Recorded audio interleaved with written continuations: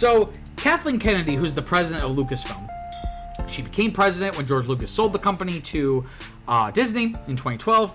She has, she was doing an interview with New York Times about the upcoming Disney Plus Star Wars show, The Acolyte, which takes place, like hundreds of years before the prequel trilogy. So it's disconnected basically from any characters that we know or are familiar with. In this interview, though, Kathleen Kennedy identified Star Wars' quote-unquote male-dominated fan base as the reason women in front of and behind the camera struggle in the franchise, right? So we have a big quote from her here that I think is really revealing, saying, quote, operating within these giant franchises now with social media and the level of expectation, it's terrifying. I think a lot of the women who step into Star Wars struggle with this a bit more. Because of the fan base being so male-dominated, they sometimes get attacked in ways that can be quite personal. My belief is that storytelling does not need to be representative of all people.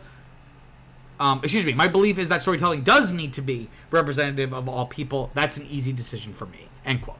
So this has been a big problem. Basically for a decade, ever since we really got our first look at the sequel trilogy with Star Wars Episode 7, The Force Awakens, right?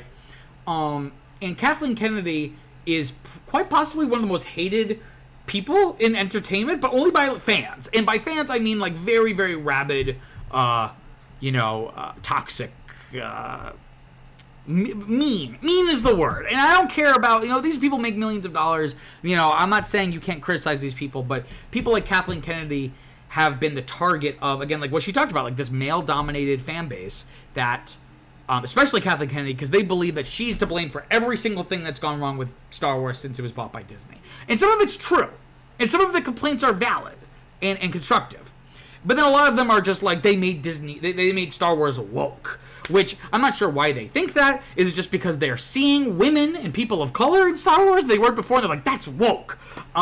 Because the original Star Wars was woke in the sense George Lucas was a very, very far left political person. And he has spoken, like, this is not like theory, this is not like kind of projecting onto Star Wars. He has talked about the original Star Wars was very much inspired by the era in which he grew up, like the late 60s and early 70s with Nixon and the Vietnam War. And to him, he saw America as the evil empire, and he saw the rebels as being like the Viet Cong fighting for their freedom against this, huge force, right?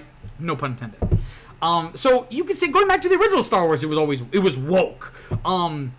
So I think when people say woke, they just mean diverse, and when they say diverse, they mean people that I'm not used to seeing are now in things, and that makes me angry.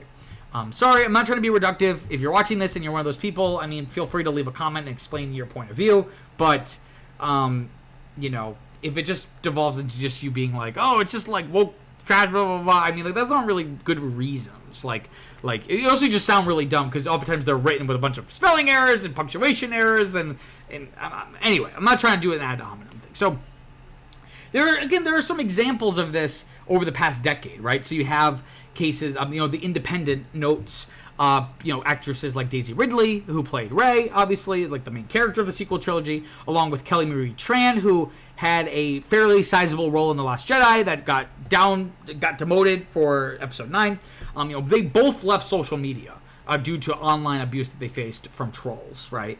And Tran even had a quote in 2018 saying, quote, their words being the trolls, their words seem to confirm what growing up as a woman and a person of color already taught me, that I belonged in margins and spaces, valid only as a minor character in their lives and stories, end quote.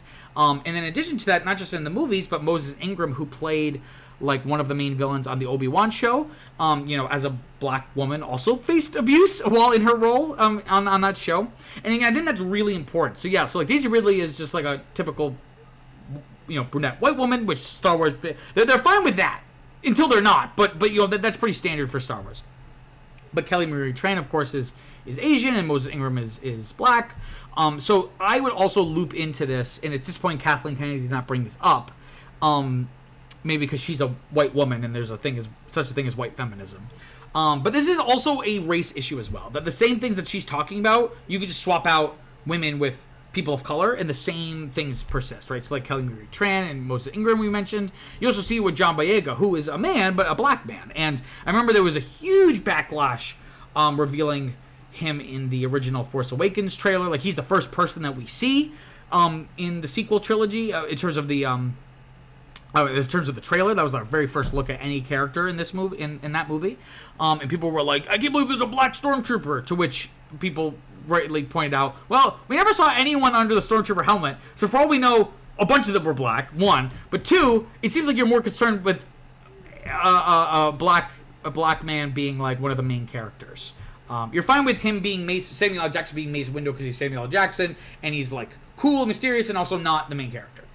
And he publicly, once the sequel trilogy was all wrapped, and he kind of, was freed from corporate PR jail, like he was able to actually say shit because like he was no longer part of this franchise anymore. He publicly spoke out against Disney, and Hollywood in general, and pleading with studios to support its stars of color, against online vitriol. And he said here, quote, when one of your actors, especially an actor that's so prominent in the story, is announced as part of the as part of your franchise, and then it has a big racial backlash and receives abuse online, it is important for the studios to definitely lend their voice, lend their support to that, and to have a sense of solidarity, not just in the public eye, but on the ground, on set, end quote. And John Boyega, and I think a lot of people point this out, that, the marketing kind of made it seem like he was the main character, and there was kind of like this bait and switch in the story, which is interesting on certain levels, but also you bait and switched, like, hey, this black man, this black character is going to be like the main character of a Star Wars film. And then you were like, psych, no, he's not.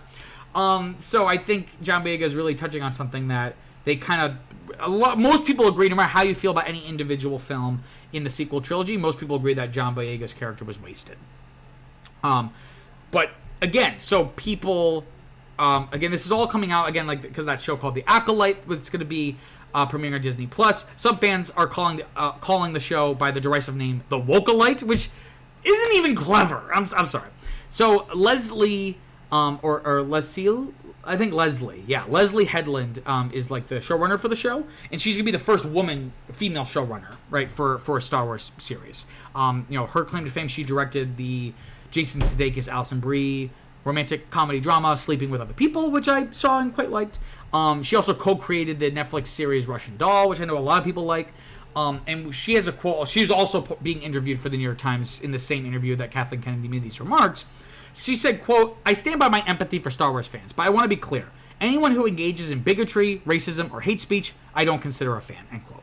And I kind of agree. Again, it's like, well, I mean, I guess I would still consider you a fan. I would just consider you a toxic fan and an asshole. The New York Times also notes, that there was comments on the trailer for this series. One of the comments was, "Why are there so many women girls? Why are there so many women, girls, and minority characters increasingly dominating the ranks of Jedi?" End quote.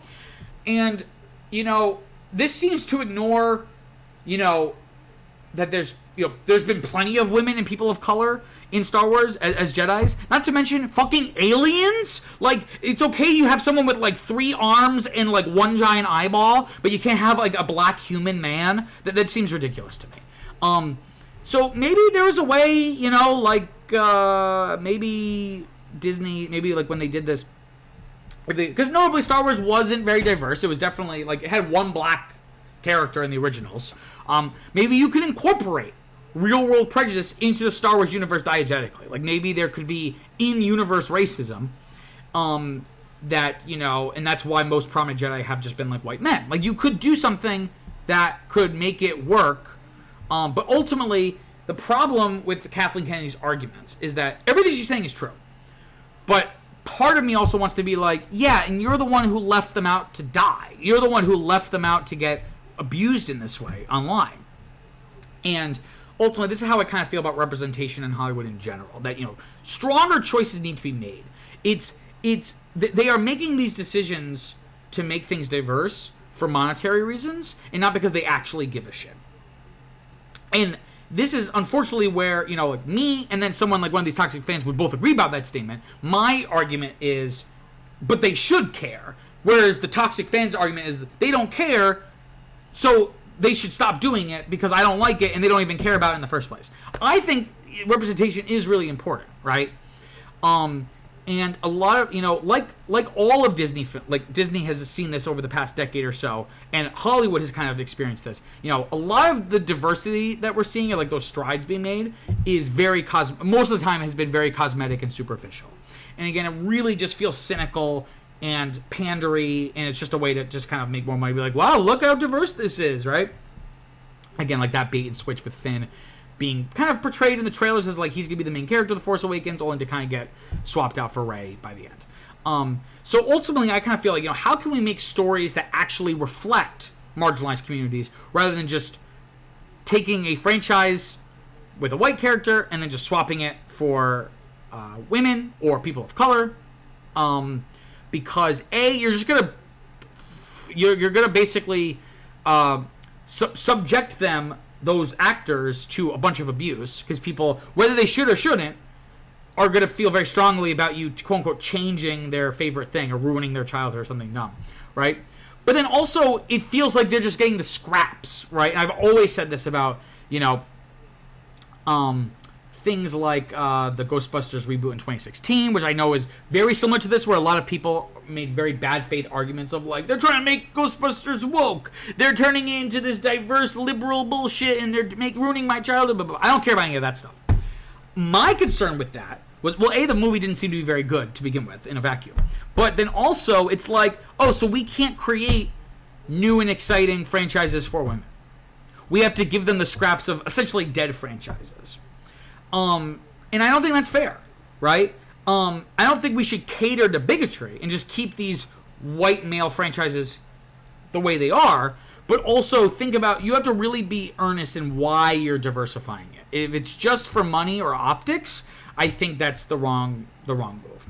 And while the Star Wars fan base may not be like by the numbers male dominated, they are the most vocal group, right? And because white men have been most commonly associated with the fandom, because white men have been most commonly associated with like nerd culture and nerdy things. Because for a lot of history, they were the only people, like, at least that we could see, right? Loving this shit, right? So I don't know. I just find I agree with everything Kathleen Kennedy is saying, but it's just disappointing to see. It's like, okay, but it's like you're the one complaining about it, but you're the one who could do something. You're like, you are like, in fact, like the only person who could do something about it. So you should go do that.